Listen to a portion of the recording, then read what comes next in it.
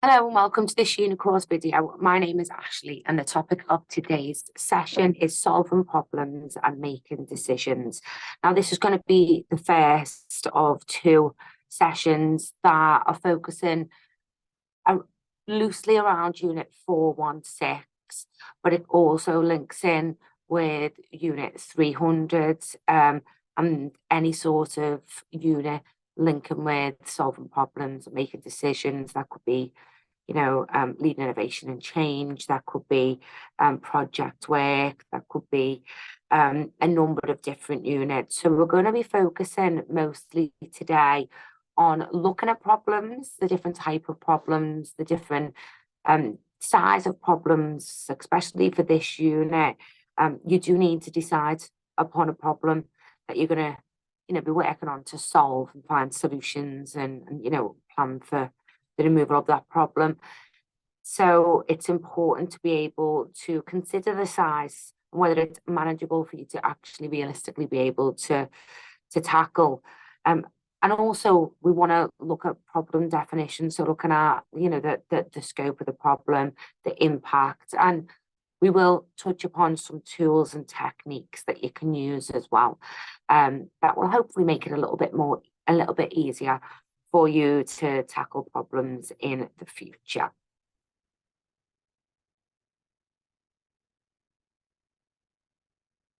So firstly, I'm just going to show you the general specification for this unit. Now, we're going to be focusing on learning outcome 1 within this session, and we're going to be, as I've just mentioned, look at defining complex problem and looking at the size. But it is important, once you start this unit, the first thing that you do is you go onto Moodle, you open the document, you open the unit, and the first thing you'll see is the unit specification. And as mentioned in other sessions, the final page, which includes the indicative content, provides you with a little bit more insight into what's expected within your answer. So we are going to be touching on different areas from the indicative content, but always remember that the information packs are designed following the indicative content to provide you with some started information within these areas for maybe you to then go and research a little bit more moving forward.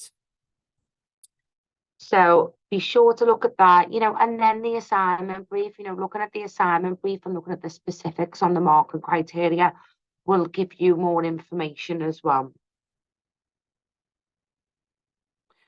So let's start with a couple of definitions. So the first definition I want to provide you with is what a problem is. What is a problem? And the Oxford Dictionary defines it as a matter or a situation regarded as unwelcome or harmful and needing to be dealt with or overcome, a thing that is difficult to achieve. So, before being there, we've all had to deal with problems in personal life and professional life and relating to, personal, an individual's problem, a team's problem, an organization's problem. So we'll be focusing on different types of problem as well within this session. And then, we're going to be coming on to the decision-making process and, effectively being able to solve problems using different tools and techniques and ways to really get to the bottom and look at a viable option for solving that problem. But I thought it best just to provide you with the definition of that as well. And again, the Oxford Dictionary provides the definition of a conclusion or resolution reached after consideration. Now, another couple of things that I thought is important to distinguish at the start of this session is that problems are common in organizations. I watched a webinar recently and it said that that there was like a recent survey that had been done with leaders and managers, and they said that most of their job, 93% of them said that the majority of their daily activity was problem work, and it was them working to solve problems instead of maybe doing the day-to-day activities.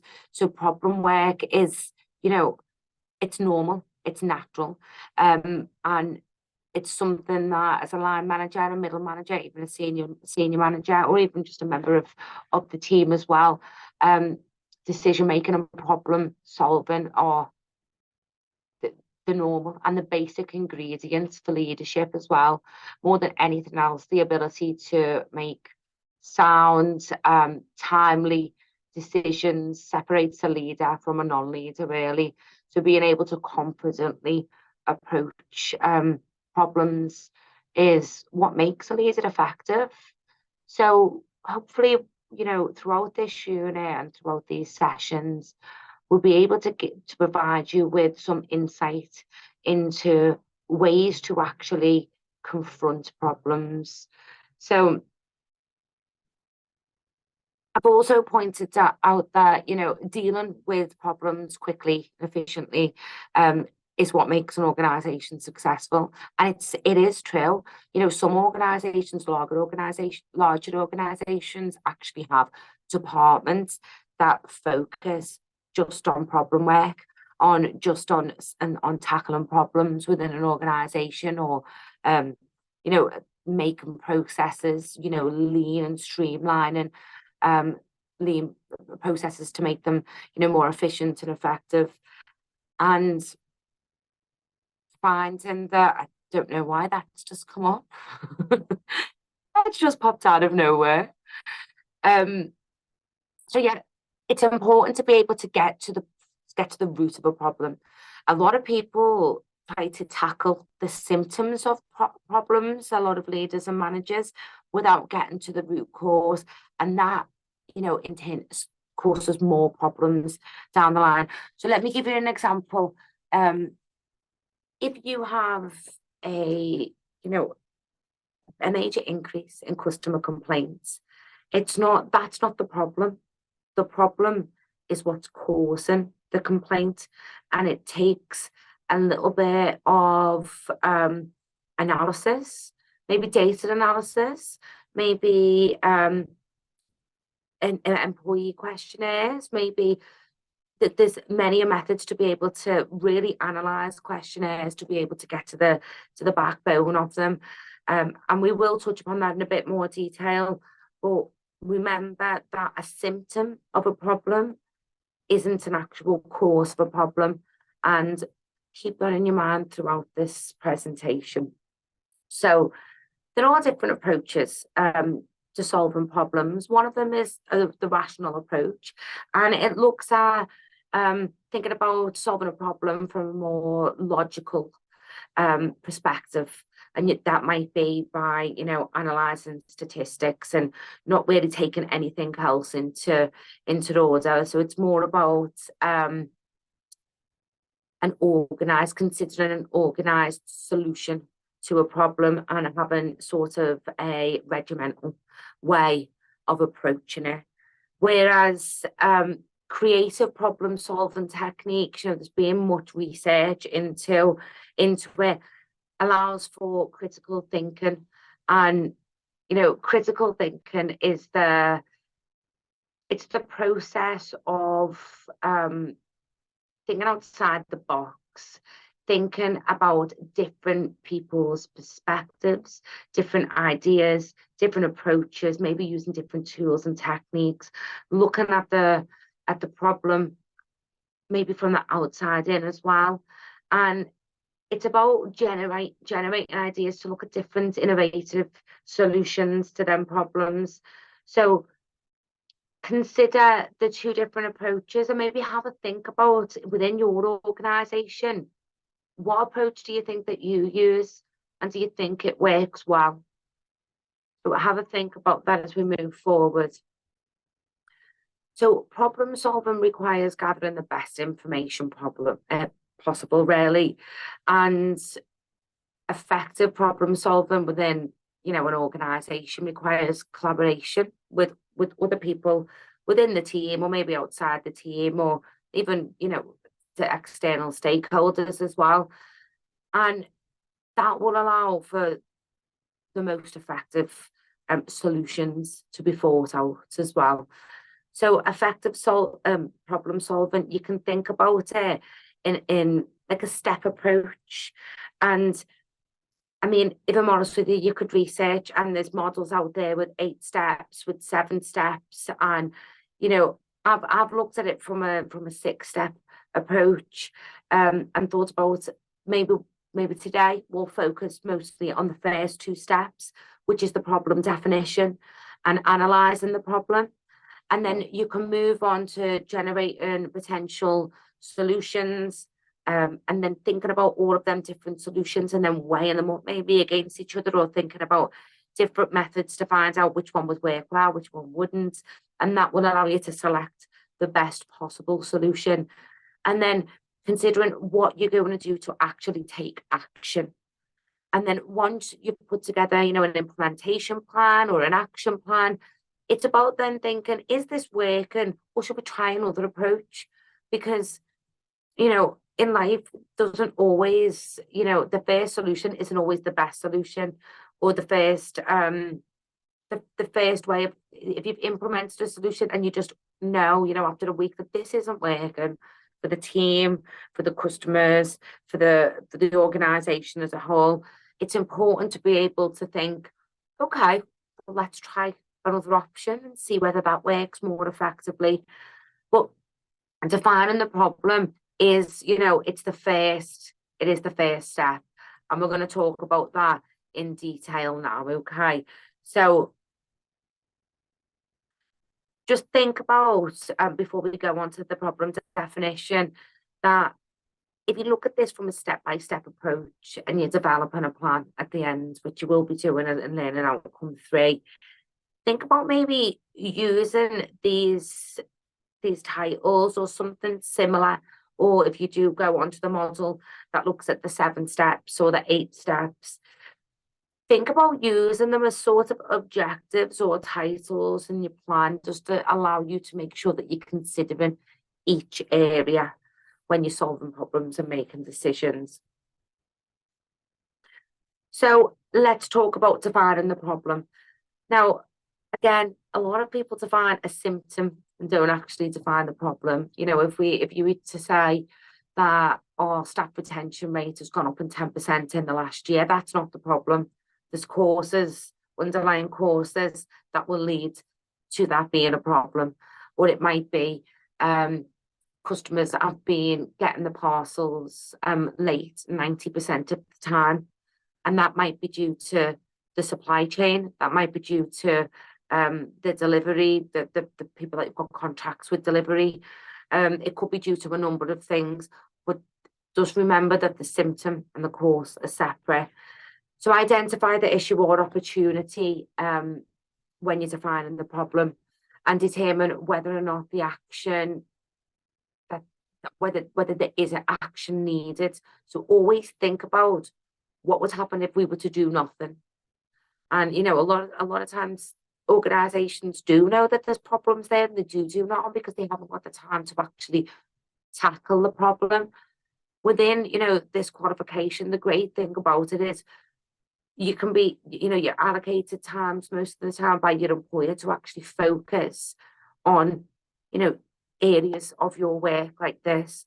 So think about using foresight, so thinking about the future in order to predict what the problem might lead to and how it might impact yourself or your team or the organization as a whole, and try your best to stop yourself from defining the problem in terms of the proposed solution, or try not to diagnose that based on the symptoms, as I've mentioned, because sometimes you can just be jumping the gun, and it's important to be able to really, really analyze the problem first before you get to that point. Okay, so slow yourself down with it. So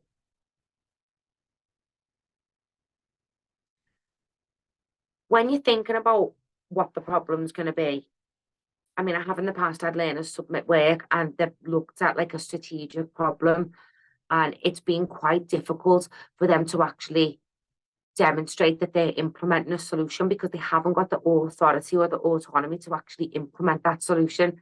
It's absolutely amazing that they're thinking that high, that they're thinking at that level.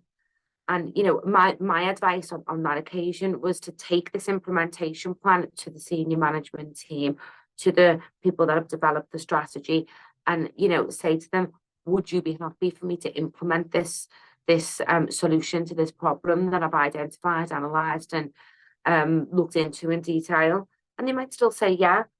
But if you haven't got the authority or the autonomy, or you can't actually be responsible for implementing that solution to that problem, then you need to think a little bit smaller.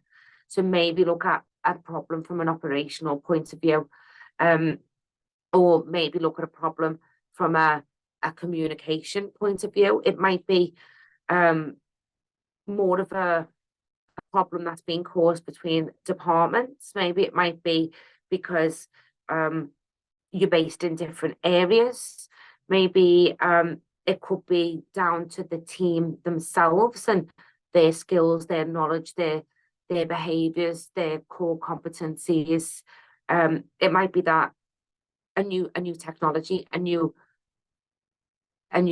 instrument, or a new piece of machinery has been designed, and your organisation, are part of their strategy, have invested on this new machinery, but the older staff have got no experience in it. So it might be that that's the problem, and you need to consider a solution for solving that problem.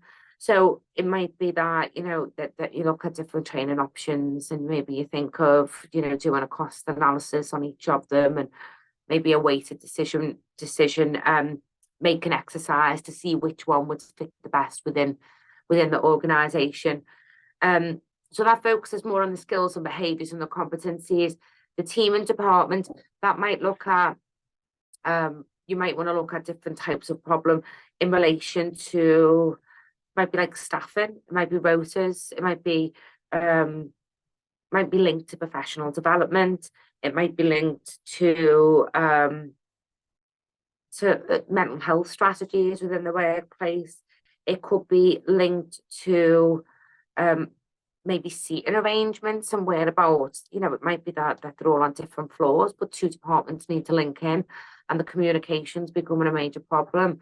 But if we were to, you know, all be on the same floor, then we'd be able to communicate easily, more efficiently, making the outcome for the customers better. So have a little think about all of the different areas, and try not just to be streamlined with your day-to-day activities. If you know that there's something that's causing a problem within your organisation on a weekly or monthly basis, and you think, I think I really do understand, and I could actually implement a solution based on, you know, this, that, or the other, then go for it. You know, just think, well, but it might be worth, while you're thinking about your problem, maybe just dropping me an email, let me know what that problem is, and I can just allow you to, I would just provide you with some guidance on whether I think it's the right size, and, you know, and whether you may be able to tackle it.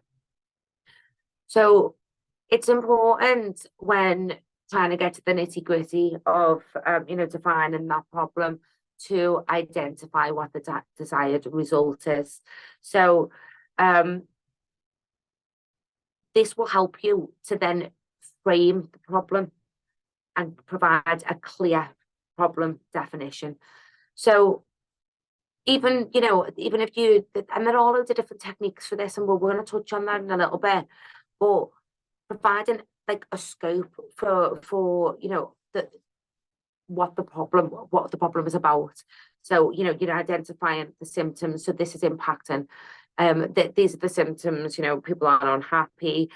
Customers have made complaints. You know, there's miscommunication between here and there because of this, that, and the other. It's really trying to get to the nitty and gritty. Now, my favorite, you know, methods to use to get to the bottom of problems is the 5 W's and the H, and it looks at the where, why, what, when, where, why, what, when, and how, and continuously asking questions to get to the bottom. So you might say, you know, how is this affecting, you know, this person in the team? How's it affecting the customers? Could this impact on this, you know, what would be the symptoms, or what would be the signs that this problem's gonna get deeper, and always asking the questions to be able to then understand the impact, and that will help you to frame the problem and its impact and design a scope. So, and that's not just considering about the impact on the organization, but it might be all of the stakeholders involved. And, I've mentioned this on previous sessions before, but a stakeholder isn't just, someone outside, it's people inside the organization as well. So anybody who can be impacted by that problem, or with the problem affecting the organization. So that could be even, the people who provide the water for the water cooler in the office. If this problem got bad enough and the company was to close down, obviously it's impact on them as well. So it's thinking about the impact on everybody, the customers. If you're using a, a type of parcel force, if the problem was to continue, would it impact on their reputation as well as yours? So it's thinking about it from different perspectives, and it's sometimes good to maybe get the team in to think about what them different perspectives are. And I mentioned before, looking into the future as well, looking into the future and thinking, well, if this continues, is it going to get worse? Is it going to impact on more people? Is it going to, ruin our brand reputation? And, it often is the case that problems that are ignored do impact on reputation, or do impact on the culture of the organisation and the way people work. So it's important to be able to gather information, gather data, get as much detail as you can that links to that problem, and that will allow you to consider different perspectives, but also, ask them different perspectives as well. Ask your team, what do you think? What do you think would happen if? What do you think the impact would be, if? And, think about it from different eyes, really. So when we're talking about the problem scope, the reader of this assignment, when you define the project scope, should be able to think of the big picture. They should be able to understand that identify and understand what the desired result of the finding a solution to that problem would be. They should be able to consider the link to the achievement of maybe a team or a departmental objective, and the link to an organizational goal, and maybe a link to the company's, purpose or mission statement as well. And then I think it's important to consider, data-driven standards, and thinking about how they help prevent the bias and subjectivity that can lead to the wrong result or poor decision making. And I mean, I can give you an example. I can give you a couple of different examples, but people lead in different ways, and some people use more of a bureaucratic style of leadership, where or an autocratic style of leadership where they'll just make decisions without anybody else's say so, and that's absolutely fine if the situation needs them decisions to be made quickly. But in relation to problem solving, it can be thought that their ideas to solving the problems might not always be the best solution. So I think if you were to gather as much information and data in order to back up your identified options or solutions in order to make the most effective decision, then that's the best course of action.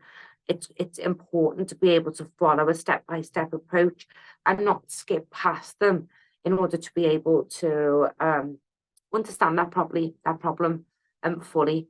So consider, when you're identifying the desired results, defining the objective and precisely thinking about what the organisation wants to accomplish. Here, you'll probably, think about identifying any challenges or barriers to the success, and then distinguish between relevant and irrelevant, like, information. What do we need? What don't we need? What can we throw away? And then you can then go on to think about aligning agreed upon goals with the defined business, organizational, departmental, or even like industry needs.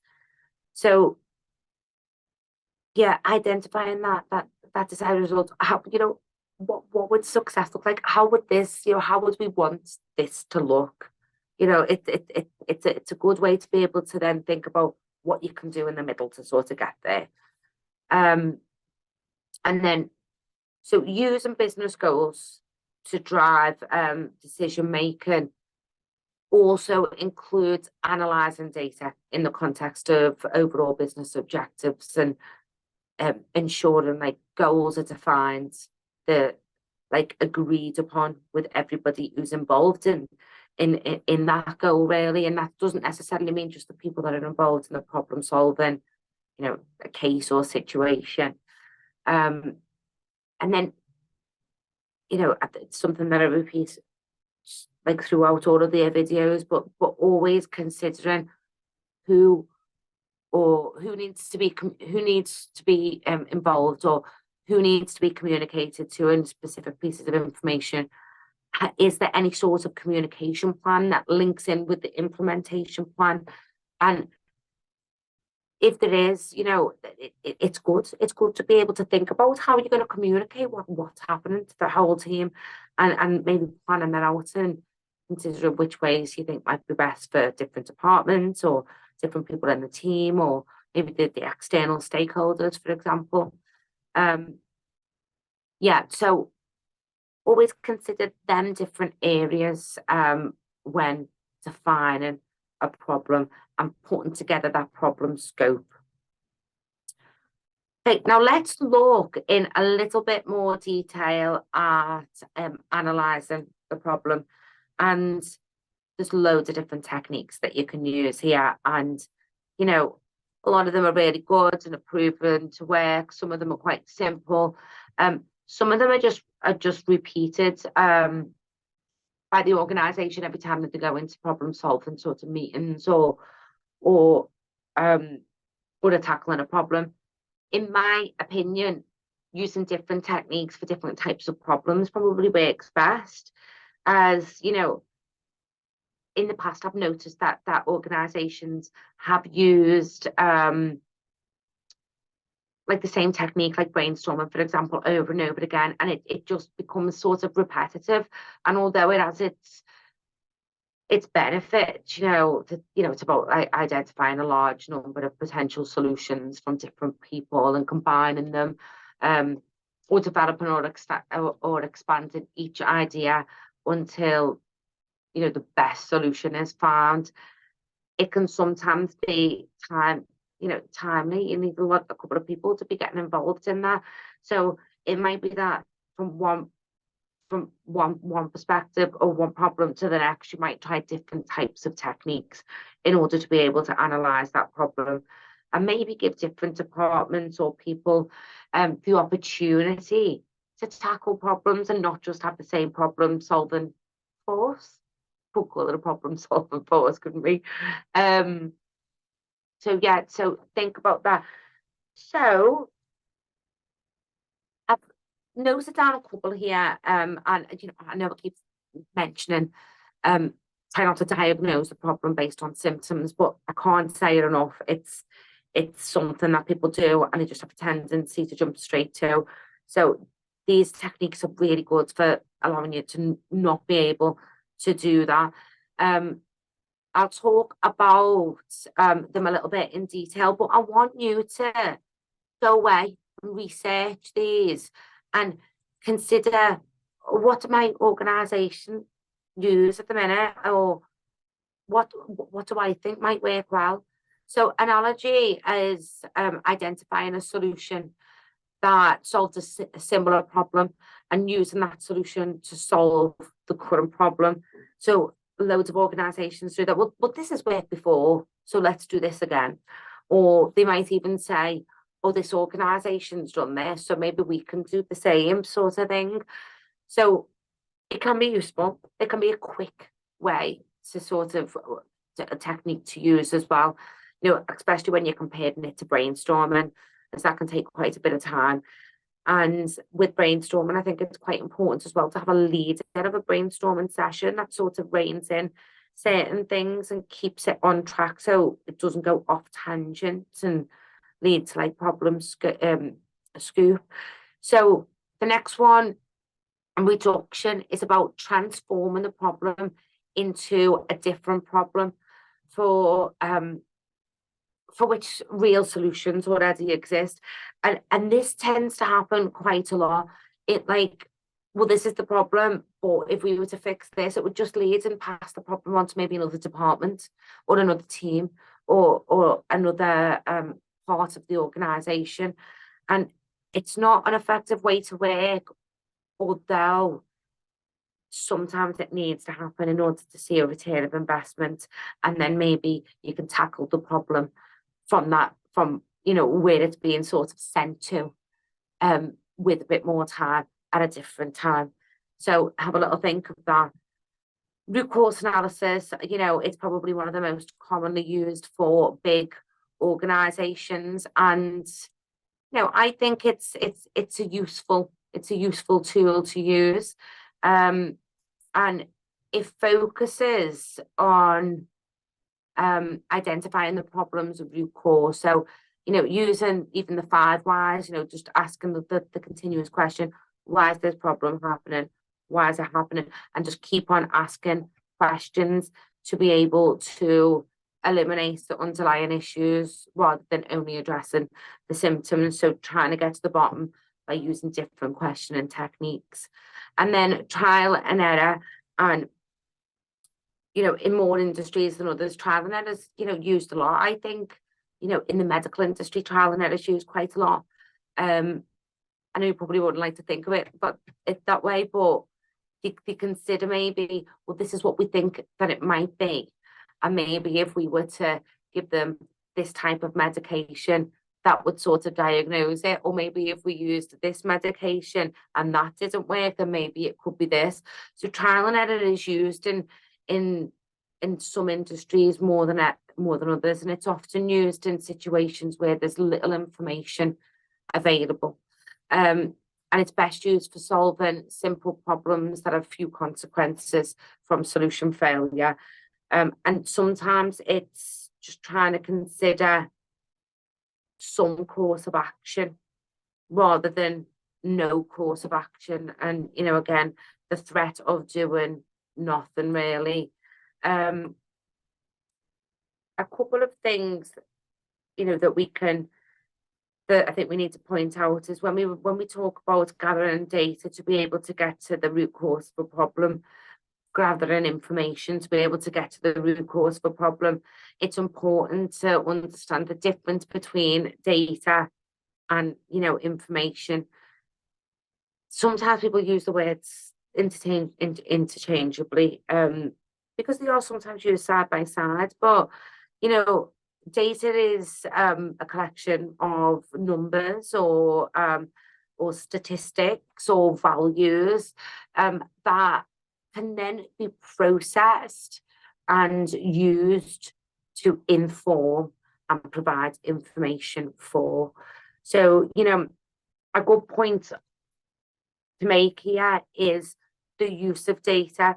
So quantitative data is usually numerical data. So it could be that you are counting the number of customer satisfaction surveys that have come in. So you could say, you know, I've got 100 customer satisfaction surveys that have come in. So you've got some data there. Then you might look at each individual, you know, questionnaire to look at the outcome. And, you know, that might have, you know, answers such, you know, that'll give you quite a lot of information. And that's qualitative information. So it's quality information, and the quantitative is more of a numerical data. But, you know, you can actually analyze qualitative data and turn it into quantitative data, which will then allow you to have more insightful information for you to then make more informed decisions. So a way that you may do that is, you know, you might have, say, a focus group of employees or customers and ask them lots of open questions to be able to have an open discussion. And you might, you know, find trends within the way that they're, you know, if you're taking notes, you might find trends in, you know, that these are saying this and these are saying this, and this has been quite common and this has been quite common. And then you might add them common trends up to be able to provide some quantitative data to be able to say, well, you know, this percentage of people have said this, that, and the other, and that has led us to believe, and that, you know, therefore, we believe that this course of action might be the best solution to solving that problem.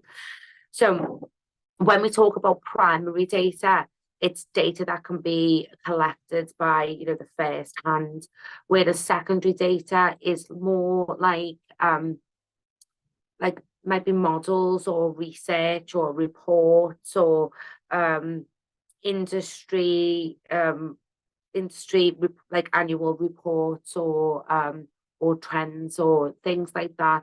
So it's great to try and consider the different ways in which you can gather the data to be able to make that problem definition, and, you know, to be able to analyze that, make that problem definition concrete so you completely understand it, and also be able to completely, because an analysis is about pulling something completely apart.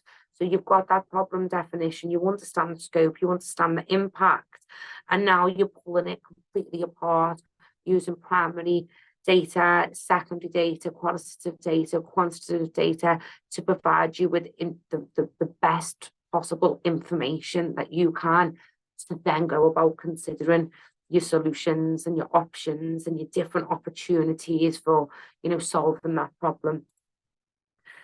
So as I've just mentioned, qualitative, you know, they can be like spoken or written, usually from like, I always think that the way of thinking about it from a problem solving aspect is it's usually done using sort of open questions or ways of really trying to get the most out of the people.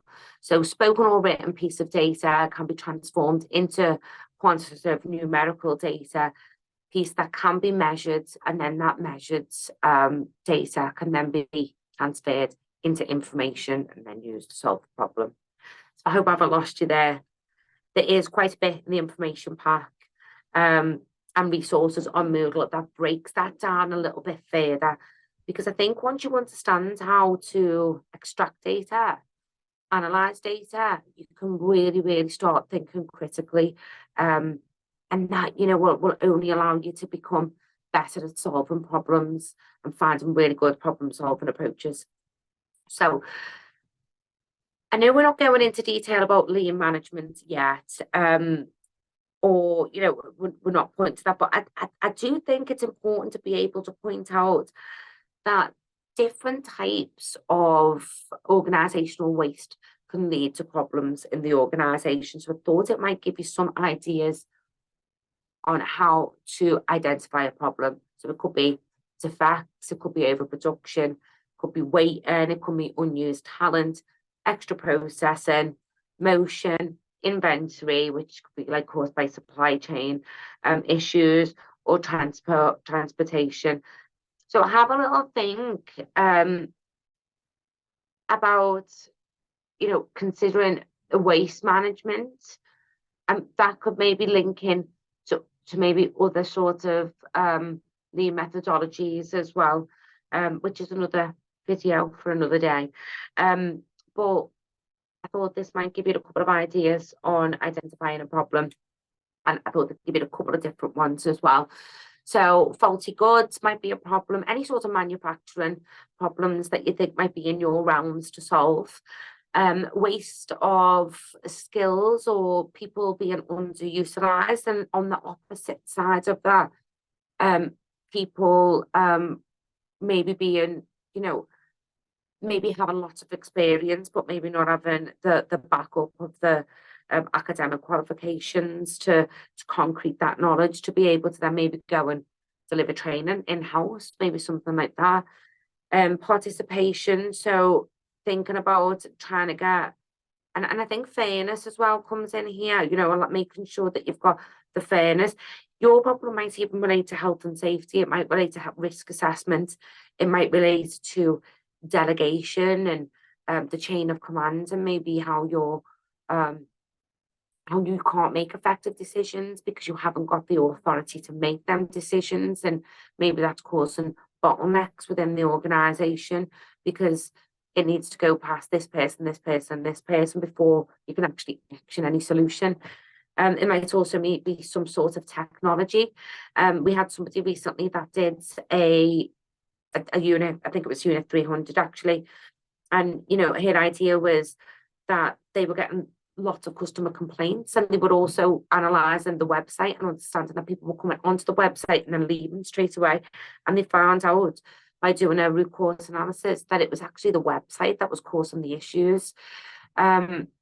So they thought of the different solutions of either outsourcing and getting a web developer in, or training somebody in-house to actually develop the website on a regular basis to keep it up to date. And, that was all part of, her, problem solving and decision making unit. So you can think about technologies in that case as well. If you know that you've got a new piece of kit that's come in, would it be better to get everyone to go training maybe outside of the organization, or would it be better to get somebody trained up to be the professional in that area that then trains in-house? Or so thinking about different uses, it might even be software. You might know that there's a new software out there, or it might be communication, that a specific communication methods just cause major issues moving forward. So try and think outside the box when identifying the problem, and maybe ask a couple of people on the team as well. These are loads of different models, tools, techniques that can be used, and I'm not going to go into each of them into detail because I don't want this to go on for too long. But what I'd suggest is taking some time to research these and then see which one you think would fit well with helping you to get to the bottom of a problem. They focus on different areas. Six Thinking Hats looks at, having a full team in the meeting and all putting on a different pretend hat. I mean, some people have actually gone in with like a piece of Post-it on the head and all that different colour ones, and that's the way that they've seen it. And it's basically having a different perspective. So your perspective might be the customer's perspective, this person's perspective might be the investor's perspective, this person, and it's quite good because it allows you just to think from one direction. So you're not thinking all different people thinking all over the place. But Catwell is a good one as well because it looks at the customers, so the impact of that problem on the customers. It looks at A stands for actors, but it's basically anyone who's involved in solving the problem. And that might be like or impacted from the problem as well, and that might be like employees or the people in the team or investors. And then T is transformation, so it looks at like systems and processes and what needs to sort of change. And then the W stands for world view, which is about looking at the impact of thinking about the big picture, really. O is the owner, and that's who's making the decision, and that's quite important in this, because it's your assignment at the end of the day.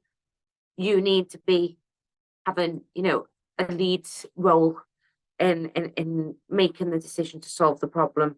So really consider what your authority is, what you're responsible for, and what you can take ownership of. Okay. The E stands for the environment. So it's basically the constraints, challenges, the external influences, and usually you've got no control over that, but it's good to be aware of it, like, you know, with pastoral.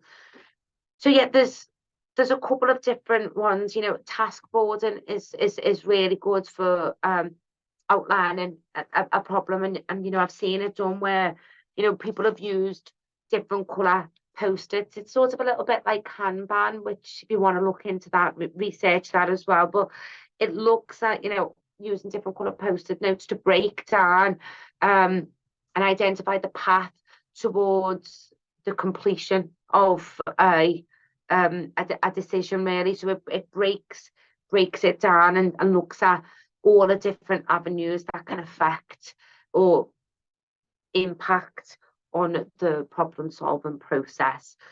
So yeah, there's loads for you to look at. There's loads for you to research. If you have any questions or you would like resources in relation to any of these problem solving techniques specifically, drop me an email. But we have got a lot of information on Moodle in the resources section. And you know, there's a bit of reading to be done here. You know, that is specific, you know, in the criteria and in the market sheet, you'll see it say using tools and techniques, or use following a model, and if it's saying that, you need to be focusing on including something like this. And it might be that, you know, if you're worried about your word count, that you might complete a catwell, and you might use that technique and add it maybe in a table format and add it as an appendix at the end. You know, you don't necessarily need to add everything in text, but demonstrating that you understand how to use a tool and technique and then referring to it in text is quite important. The higher you go up in the levels of this you know, the ILM qualification that you're currently completing. Action learning sets are, they're usually around 6 people, and they need a facilitator. I mean, I've facilitated an action learning set before, and they're quite common in like the NHS. I think it's an absolutely amazing way to solve problems. It's getting, you know, a minimum of 6 people from different avenues, and you know, it's about focusing on a specific problem and to get people's different perspectives and how they'd actually approach and deal with it. At the moment, we don't have anybody on the ILM programs that can actually do that. At the moment, because we don't have the authority to facilitate that process. So, but it is good to learn about action learning sets, especially within an organisation that maybe has different departments that are maybe experiencing similar problems, and they might want to come in and have and go about doing that approach. But yeah, have a little read through different types of models, have a look at the different tools and techniques, think about the different concepts, which one relates with you, and then go about analysing the problem using one of these tools or techniques. So this is obviously the first session in solving problems and making decisions. There is another video in the playlist that looks at it overall, but it really, I only look at different snippets of information. Just a couple of things to consider, you know, as a leader that's responsible for planning and executing implementation plan regarding solving problems and making decisions. Avoid, you know, thinking about like gut feelings, you know, think about that data and information and gathering that to be able to make more informed decisions. Think outside the box. You know, the best organisations are the ones that think innovatively and think of different ways, maybe, you know, not just going forwards or upwards, but maybe going sideways to get upwards. And then think about who you've got as well to help you form a solution. And, you know, I know that this is your assignment, and obviously we're not asking you to get somebody else to write it, but if you were to get, you know, maybe have a team meeting about finding the ins and the outs of that problem, you might want to, you know, write minutes of meeting and then add that as an appendix, and then say, well, you know, this person said this and this, and then you might then come to them again with the solution and see what their ideas are based on how you've come to that. But also be realistic about their abilities and the times, and always consider, the equality and making sure that everyone's got a fair opinion if you are including the team as well, in order to keep the positivity, keep the morale up. But if they know, if the people on your team know that you're in the process of trying to solve a problem, they might want to help, and letting them have their opinion. It takes on more of a participative, full democratic style of leadership. But I think it works well in some situations. If people feel like that they are part of the solution because they've provided their opinions and their analysis of data or information to be able to then solve a problem and move in a way that makes everybody work more efficiently and effectively, people are going to be happier all round. So yeah, the next session we're going to be focused on the decision-making process. So yeah, really consider what your problem's going to be. Drop me an email if you want, just to see if it's the right size, and definitely consider the scope and the impact, and gathering as much information to find out as much about that problem as you possibly can. Thank you for watching today, and I will see you again after the new year. Thanks, bye.